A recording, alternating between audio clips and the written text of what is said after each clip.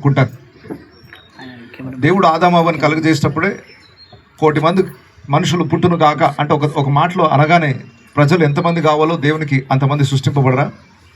దేవుడు ఇప్పుడు 100 కోట్ల జనాభా నాకు కావాలి కలుగును గాక అంటే ఒకేసారి 100 కోట్ల ప్రజలు రారా? కానీ దేవుడు అలా చేయలేదు. ఎందుకు అంటే ఆ మానవుని యొక్క పుట్టుక, ఆ బాల్యము, ఆ యవన ప్రాయము, ఆ మిడిల్ ఏజ్, ఆ వృద్ధాప్యం, ఇవన్నీ స్టేజెస్ని దేవుడు డిసైడ్ చేశాడు. ఎందుకంటే ఇవన్నీ ఆధ్యాత్మికంగా కొన్ని పాఠాలు నేర్పించడానికి. సరే, మన జీవితంలో కూడా బాల్య దశ అంటే ఏంటి అంటే దేవుని ఎరగకపోవడం ఒకటి బాల్య దశ, దేవుని వాక్యాన్ని ఎరగకపోవడం ఒక బాల్య దశ. అన్నీ ఎరిగి ఉండి కూడా ఇంకా లోకానుసారంగా అజ్ఞానంగా శరీరేచ్ఛలను అనుసరిస్తూ జీవిస్తే అది కూడా పసిపిల్లలతోనే పోల్చబడింది.